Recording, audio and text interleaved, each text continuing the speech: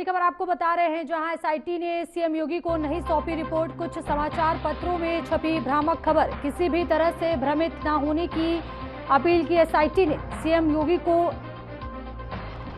नहीं सौंपी रिपोर्ट, आपको बड़ी खबर बता रहे हैं, जहां किसी भी तरह से भ्रमित न होने की अपील की है।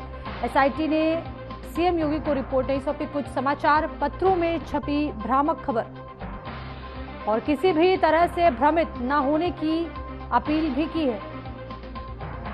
नमस्कार, मैं हूं आपके साथ सोनिया। बुलेटिन की शुरुआत करेंगे। फिरोजाबाद में 658 करोड़ रुपए से अधिक लागत की 81 विकास परियोजनाओं का लोकार्पण और शिलान्यास किया गया। बता दें कि मुख्यमंत्री योगी आदित्यनाथ ने 81 विकास परियोजनाओं का लोकार्पण और शिलान्यास किया, जहां इस अवसर पर जिले में बुनियादी ढांचे, सड़क, पेयजल, शिक्षा और अन्य विकास कार्यों को नई गति मिलने की बात कही गई। साथ ही उन्होंने कहा कि इन परियोजनाओं से क्षेत्रीय विकास को मजबूती मिलेगी और आम जनता को सुविधाओं का सीधा लाभ मिलेगा।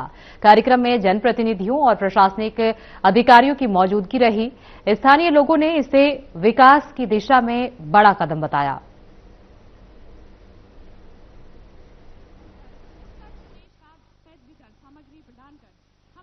जनपद फिरोजाबाद के सामग्री प्रदान कर हमारे लाभार्थियों को उनका हौसला बढ़ाने के साथ साथ आशीर्वाद भी देते हैं, जिसके लिए सम्मानक आवास की डेमो चाबी देकर सम्मानित किया जाता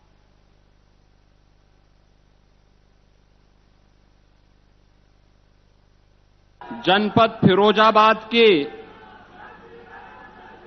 टुंडला एवं सिकोहाबाद विधानसभा क्षेत्र से जुड़ी हुई परियोजनाओं के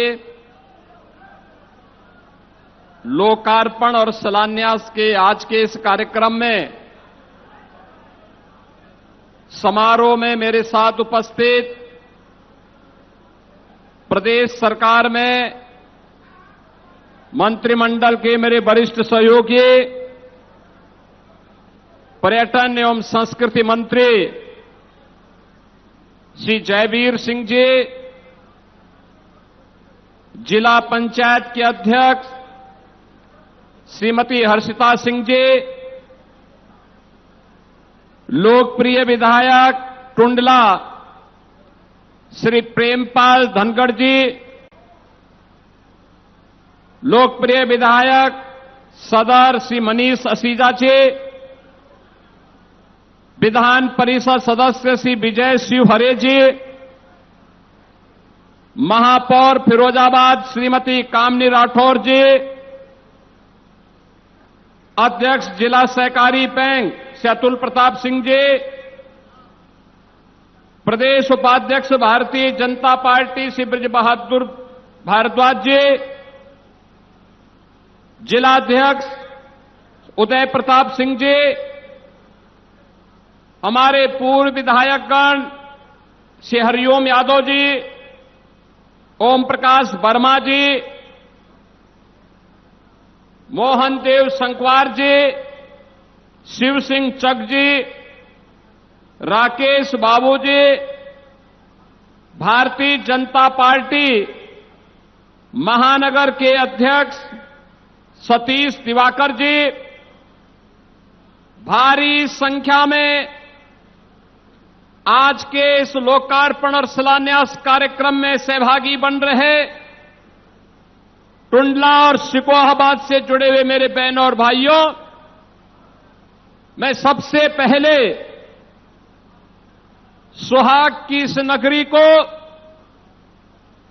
जिसने अपने कारीगरों, श्रमिकों के परिश्रम से आज इस जनपद को लोकल से ग्लोबल बनाने की एक बड़ी यात्रा तय की है। इसके लिए फिरोजाबाद को पहचान देने वाले ऐसे सभी कारीगरों, उद्यमियों, श्रमिकों का अभिनंदन करते हुए सिद्ध संत बाबा नीब करोली की जन्मस्थली से जुड़े हुए जनपद फिरोजाबाद और टुंडला को मैं कोटि कोटि नमन करते हुए आप सबका अभिनंदन करता हूं। बहन और भाइयों, जब ऐसी पवित्र भूमि पर आने का अवसर प्राप्त हुआ है तो स्वाभाविक रूप से यह अधिकार बनता है फिरोजाबाद जनपद का कि वह विकास की इन परियोजनाओं का साक्षी बने। और मुझे प्रसन्नता है कि आज 650 करोड़ रुपए से अधिक की परियोजनाएं केवल 2 विधानसभाओं के लिए मिल रही हैं, और जिस दिन 5 विधानसभाओं को मिलाकर के करेंगे तो मान के चलिए कि ये इससे कई गुना ज्यादा होंगी। इसके लिए भी मैं फिरोजाबाद वासियों को हृदय से बधाई देता हूं। बहन और भाइयों, ये जो भी डबल इंजन की सरकार कर पा रही है, प्रधानमंत्री मोदी जी का मार्गदर्शन है, लेकिन इसका श्रेय आपको जाता है, क्योंकि जब आप सही निर्णय करते हैं, सही जगह आपका वोट जाता है,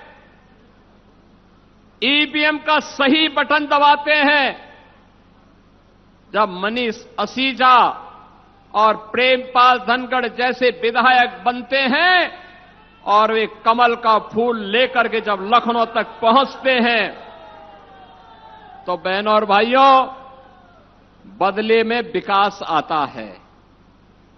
बदले में फिरोजाबाद की यात्रा लोकल से ग्लोबल की बनती है।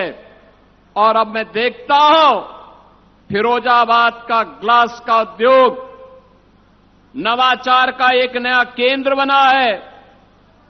इसने चीन को पछाड़ दिया है। पहले होली, दीपावली, विजयादशमी कोई पर्व और त्योहार आता था, हम लोग देखते थे कि चीन से बने हुए उत्पाद ही मार्केट में पहुंचती थी। अब यहां के कारीगरों ने नई तकनीक ली, कारीगरों ने डिजाइन तय की, मार्केट की डिमांड क्या है उसके अनुरूप बनाना शुरू कर दिया। परिणाम है अब दीपावली हो या विजयादशमी, होली हो या कोई पर्व और त्योहार, जन्मदिन या कोई भी अन्य आयोजन, कोई अतिथि आता है तो ग्लास की एक सुंदर सी मूर्ति, सुंदर सी प्रतिकृति जब अतिथि को मिलती तो देख करके भौचक रहता और देखते ही रह जाता है कि ये बनाया कैसे और किसने बनाया है। तो मैं कहता हूं ये फिरोजाबाद के हमारे कारीगरों ने बनाया है, वहां के उद्यमियों के परिश्रम का ये परिणाम है, वह भी अभिभूत होता है। और बहनों और भाइयों, कितनी शानदार प्रतिमाएं बनती हैं। गणपति की प्रतिमा, राम दरबार, राधा कृष्ण की प्रतिमा, और भी अलग अलग देवी देवताओं का, बुद्ध जी की प्रतिमा, भगवान शिव की प्रतिमा, कितनी शानदार बनाते हैं। यह है कला। यह कला पहले भी थी, ये प्रतिभा पहले भी थी, लेकिन प्रतिभा को 2017 के पहले प्लेटफॉर्म नहीं था, प्रोत्साहन नहीं था। आज से 9 वर्ष पहले यही मनीष असीजा जी मेरे पास आए और इन्होंने गुस्से में भी, आक्रोशित होकर के भी मुझे कहा कि हमारा उद्यमी, हमारा व्यापारी जाएगा कहां, पॉल्यूशन कंट्रोल बोर्ड ने तबाही मचाई हुई है। और इन्होंने उस समय कहा कि ये तबाही बंद हो जाए तो ये व्यापारी कुछ करें। और बहनों और भाइयों, आने के बाद, सरकार आने के बाद हमने यही किया था। पॉल्यूशन कंट्रोल बोर्ड के छापों को बंद कराया, तकनीक दी, गैस की आपूर्ति सुनिश्चित करवाई, और अब तो मुझे बताया गया कि गैस की आपूर्ति ही नहीं बल्कि अब तो बिजली से भी भट्टियों के संचालन और उसको सोलर पैनल के साथ जोड़ करके नई तकनीक के साथ हमारा फिरोजाबाद का उद्यमी आगे बढ़ चुका है। आलू उत्पादक किसानों ने अपनी एक नई अन्नदाता किसान के लिए एक नई उपज इसी जनपद से दी है, फिरोजाबाद जनपद से। और फिरोजाबाद जनपद में लोक माता अहिल्याबाई होलकर की प्रतिमा भव्यता के साथ आज जनपद को एक पहचान दिला रही है और सनातन धर्मावलंबियों को अपने पूर्वजों के प्रति कृतज्ञता ज्ञापित करने के लिए भी प्रेरणा दे रही है।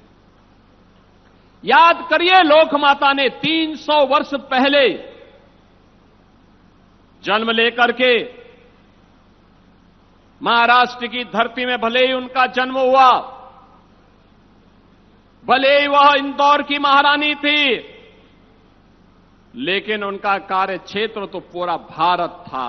जहां सनातन धर्म है वहां लोक माता की उपस्थिति है। उन धर्म स्थलों को जिन्हें विदेशी आक्रांताओं ने नष्ट किया था, लोक माता ने उन सबके पुनरुद्धार का काम किया। यही कारण है जब लोक माता के 300 वर्ष जयंती के हो रहे थे, प्रधानमंत्री मोदी जी के मार्गदर्शन और नेतृत्व में पूरे देश के अंदर लोक माता के त्रिशताब्दी वर्ष के आयोजन को पूरी भव्यता के साथ आयोजित किया गया।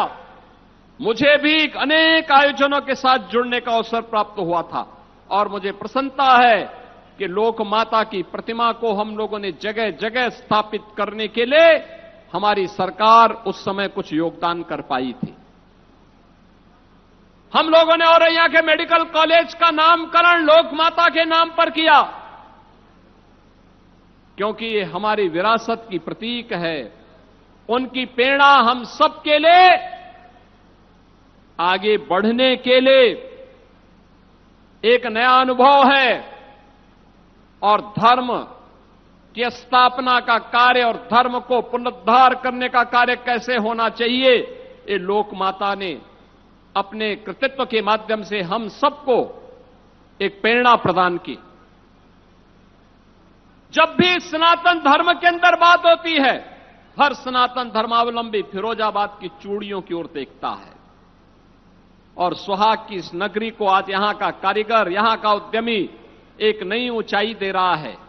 मैं उन्हें आश्वस्त करता हूं, ये डबल इंजन की सरकार उनके साथ मिलकर के कार्य करेगी, उन्हें हर प्रकार से प्रोत्साहन उपलब्ध करवाएगी।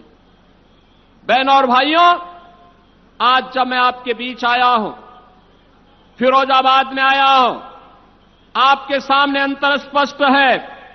टुंडला के अंदर आज आप देख रहे होंगे, जब हम यहां पर 658 करोड़ रुपए की इन परियोजनाओं की सौगात जनपद को उपलब्ध करवा रहे हैं, उन स्थितियों में आप ये बात देख रहे होंगे कि 658 करोड़ रुपए की ये परियोजनाएं, जिनमें 452 करोड़ रुपए की परियोजना के लिए टुंडला की हैं और सिकोबाद की 206 करोड़ रुपए की परियोजनाएं हैं।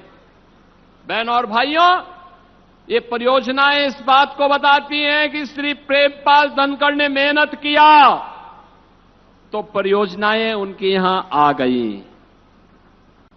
ये विधायक के द्वारा किए जाने वाले व्यक्तिगत परिश्रम पर भी निर्भर करता है और उनकी मेहनत रंग लाई। अगर सिकोहाबाद में भी कमल खिला होता और वहां पर भी विधायक ऐसे ही मेहनत किए होते तो हो सकता है कि ये परियोजनाएं 658 नहीं बल्कि 800 या 1058 करोड़ रुपए की यहां पे लोकार्पित और शिलान्यास होती। समाजवादी पार्टी के एजेंडे में विकास है ही नहीं, उनके एजेंडे में विकास नहीं है। समाज को बांटना, सामाजिक एकता को छिन्न भिन्न करना, गुंडागिर्दी को प्रोत्साहित करना, गरीब के लिए कार्य न हो इसके लिए एड़ी चोटी लगाना, विकास की हर योजना में रोड़े अटकाना और किसी पर्व के पहले आयोजित होने वाले उत्सव को उपद्रव में बदल देना। ठीक कह रहे थे पर्यटन मंत्री श्री जयवीर सिंह जी। क्या हालत थे 2017 के पहले। बहनों और भाइयों, आज आप देख रहे होंगे ये डबल इंजन की भारतीय जनता पार्टी की सरकार 1 डिस्ट्रिक्ट 1 मेडिकल कॉलेज दे रही है, 1 डिस्ट्रिक्ट 1 प्रोडक्ट दे रही है, 1 डिस्ट्रिक्ट 1 कुजीन दे रही है। और समाजवादी पार्टी देती थी 1 डिस्ट्रिक्ट 1 माफिया, यानी हर जिले का एक चिन्हित माफिया था। वह चिन्हित माफिया अराजकता फैलाता था, गरीब के मकान पर कब्जा करता था, गरीब की जमीन पर कब्जा करता था, अपने गुर्गों के माध्यम से व्यापारियों से चौध वसूली करता था, अराजकता का माहौल पैदा करता था। वह माफिया प्रदेश को तबाह करके रखा हुआ था। सरकारी जमीनों पर कब्जा करना, अराजकता पैदा करना उसकी पहचान बन चुकी थी। और इसमें वे सीना तान करके चल करके प्रदेश में हर जगह उपद्रव पैदा करते थे। बहनों और भाइयों, आज मुझे बताते हुए प्रसन्नता है कि हमारा प्रदेश अब माफिया मुक्त है, गुंडा मुक्त है, उपद्रव से मुक्त है। अब उत्तर प्रदेश में नो कर्फ्यू, नो दंगा। अब तो यूपी में है सब चंगा, और जब होता है चंगा तो तब उपद्रव नहीं, तब उत्साह होते हैं। आप सोचिए, समाजवादी पार्टी रामनवमी पर तो विरोध करती थी, श्री कृष्ण जन्माष्टमी के मनाने पर भी रोक लगाती थी, कावड़ यात्रा भी नहीं होने देती थी, गरीब को राशन नहीं मिलता था, गरीब को आयुष्मान की सुविधा का लाभ नहीं मिलता था, गरीब के लिए आवास की सुविधा नहीं थी, गरीब के घर में शौचालय की सुविधा भी नहीं थी, गरीब को एलपीजी के सिलेंडर की सुविधा भी नहीं थी, तब बिजली भी नहीं थी।